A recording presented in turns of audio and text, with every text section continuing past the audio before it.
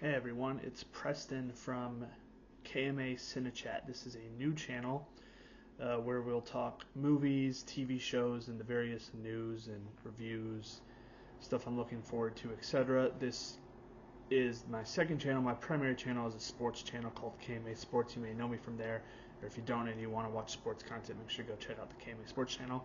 But like I said, this one's more about entertainment and stuff related to it. So on our first video, we are going to do the movies I am most excited to see in May 2025. Also, you will see me look away from the camera every once in a while. That's for my notes, and I listed the movies that we're going to talk about today and in their release order, and if any other small notes I have about them.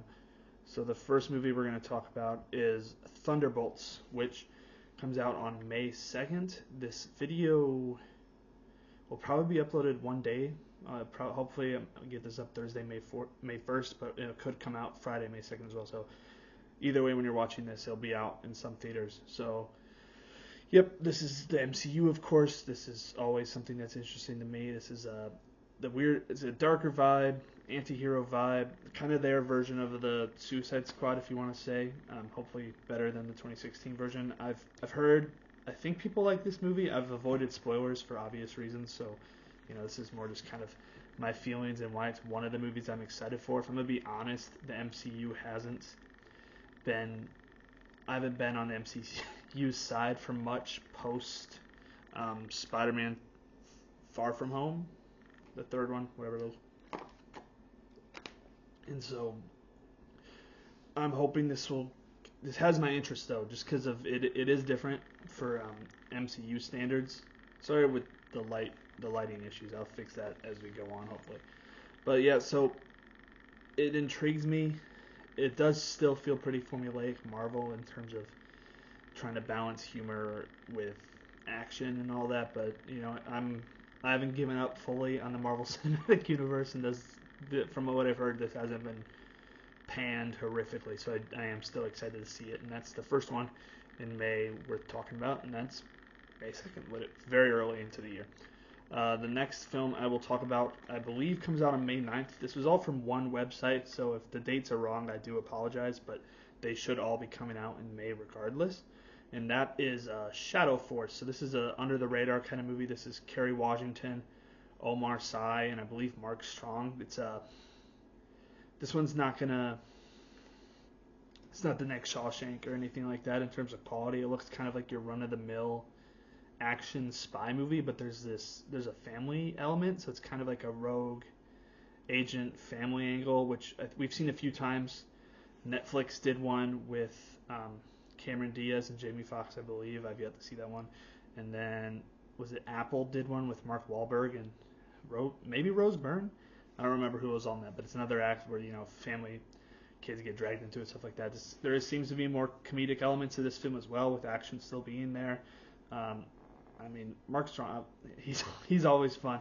So I think it'll be an interesting one, possibly worth checking out. I'm also a sucker for kind of, I guess you call them B-level action movies. I love action movies, man. They're very likely to get me to the theater when I can. So that's one I'm going to keep an eye out for, and might be worth checking out if you have the time. I wouldn't prioritize it compared to maybe some of these other ones, but if you go to the movies a lot or you like movies, it might be worth just a fun kind of one to go and check out. And then on May 16th, we have Final Destination Bloodlines. I'll admit, I'm not a horror movie watcher, so I'm not sure if I'm going to actually watch this one. It did feel notable enough to talk about on this video, of course. It's another reboot of a franchise. This is something we see in all types of movies, but especially horror. It's a staple of horror for a long time now. The bring franchises back. We've seen it with Halloween. We saw it previously with Friday the 13th had a reboot once. Same with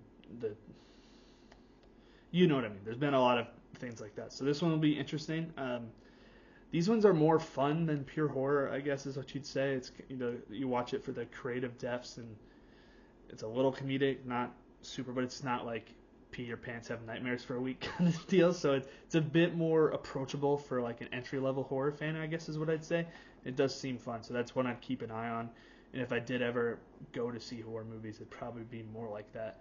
For instance, I did watch Abigail, and I loved Abigail. If you're looking for a safe horror recommendation from someone who doesn't really watch horror movies, Then May 23rd is when the big hitters really start to show up for this month, at least in my opinion. And that's my main one, the one I'm looking forward to most in the whole month of May, if I'm being honest, is Mission Impossible: The Final Reckoning. That's supposed to come out May 23rd. It's marketed as the final Mission Impossible. I guess time will tell. But I love this series, man. I think they've all been really good, especially the last few. I did like Dead Reckoning a decent amount, and this one continues that story. Obviously, they dropped the part 2 for some reason. I guess because the final, good grief, I can't talk. The Dead Reckoning one did not perform as well as they'd hoped. It still did very well, but not, Mission Impossible has a huge budget, so it's tough to make that back all the way. But anyway, with Tom Cruise and Haley Atwell, it just looks fun. And I mean, they've all been good to me. This is one of my types of movies. The fun, grand cinematic action movie. And it doesn't have to fit certain tropes. I just think they have it down pat by now. They're a little formulaic, but it doesn't mean they're bad movies. I think they're better in terms of formulas than, it's not fair to call it like a Fast and Furious movie, even though I still watch those. I can turn my brain off for those, but they're objectively better than that. They're high-class, dragged-out franchises right here. It's Mission Impossible, so I'm really looking forward to this one. If it is the finale, I hope it lands well, but regardless, I'm excited about it. Tom Cruise still does theater-worthy movies, man. He's still good for that, and so I'm very excited for Mission Impossible: The Final Reckoning. You also, on May 23rd, if this is right, have Lilo and Stitch, the live-action version. I am cautiously optimistic they capture the heart of the original, and don't mess with designs too much and make it too weird or unbearable for the eyes. I'll admit that I don't watch a lot of these Disney live-action remakes. I've heard through people I know and most people that they're ultimately just slightly more disappointing versions of the originals, and I really don't like the creative bankruptcy of Disney pretty much abandoning all live-action original movies to continue just pumping out these remakes. That said, Lilo and Stitch is, that came out in my early childhood. That's a movie I did enjoy, so I'll keep an eye on it. I personally probably won't watch it until I know it's good. I don't want to be like someone who went and watched Snow White and just to realize, hey, this is bad. So Disney live-action remakes, I take the wait-and-see approach. So if it is good, I will likely go watch it. But for now, I'm, let's say, cautiously optimistic is how I feel about that film. You also have a streaming film on May 23rd, if this list is right, and that is Fountain of Youth.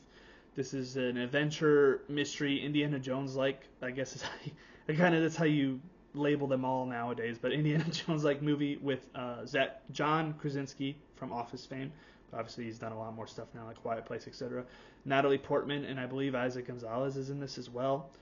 She's beautiful, but it's so unrelated.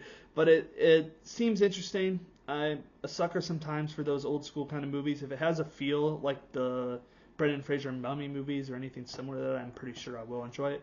Plus, being on streaming, I don't have to risk as much. I already have Apple TV Plus, so I'm gonna watch it and hopefully have a good time. There will be a review for it on this channel when the time comes, but for now I'm just telling you to look forward to it. I'm looking forward to it anyways. And then the last film to talk about is it's more for everyone else. I'll admit this is Karate Kid Legends. So it looks cool, like I get it. It's like the Spider-Man No Way Home, but for Karate Kid universe. So you're bringing in Jackie Chan with the original cast from the 80s movies, and obviously the 80s people reappeared in Cobra Kai along with characters from Cobra Kai, I would assume. Should be interesting. Should be fun. I mean, old school kung fu movies are a personal fit, not of mine, but of my grandfather. So I've seen some of them. I like some of them. It'll be interesting to see. I'll probably wait for reviews if I'm being honest, and then I wouldn't mind watching it. But if we're going to be brutally honest on this channel, the only Karate Kid I've ever watched is the Jackie Chan, Jaden Smith one. I know that's probably blasphemous for a lot of you out there, but I haven't gotten around to the 80s one yet, and I just never felt the need to watch Cobra Kai, likely because I never watched the 80s ones. But I'm also a 2000s kid, so it's not like I had built-in nostalgia for the originals. I know my little brother loves Cobra Kai, though, and obviously he didn't have them either. But so maybe one day. But I think, like I said, I'll watch this movie regardless if I hear it's good, because it just sounds like a fun time. And a lot of summer movies for me, man, I like having I know it's important for deep in cinematic movies to still kind of be made, and I agree with that. I hope the industry isn't just remakes and reboots and all that stuff, but sometimes just a fun movie is, well, it's fun. So yeah, guys, that's the list for May. Just to quickly recap for you guys in case you weren't fully paying attention. May 2nd is the Thunderbolts. May 9th is Shadow Force. May 16th is Final Destination Bloodlines. May 23rd, you get Mission Impossible: The Final Reckoning, Lilo and Stitch, the live-action version, obviously, and Fountain of Youth, a streaming movie on Apple TV+. And on May 30th, you have Karate Kid Legends. So that's my watch list for May. Let me know in the comments which one you're most excited for, or if there's something I missed, maybe a movie or show that you know is releasing that I did not talk about. I admittedly did not go through streaming service by streaming service this time around. I know, like, the final season of You is dropping. It might be out now, but I'm not sure if it's in parts or not, so the second part might be in May, for all I know. I still need to watch that. I need to finish Daredevil. Born Again as well. But anyways, guys, thank you so much for watching this first video. Just to add, like I said during the video, but if I had to pick the one I'm most looking forward to, it is Mission Impossible: The Final Reckoning. And then I guess I'd say Thunderbolts. And then I'm actually kind of curious and intrigued from this Fountain of Youth movie. I know Apple TV Plus, at least for their films, is sometimes hit or miss, but I enjoyed Wolf's with George Clooney, for instance. That was a fun one, so maybe this one will be fun as well. So once again, thank you guys so much for watching our first video on KMA CineChat. I hope you enjoyed, and stay tuned for more content from this YouTube channel. I will see you guys later.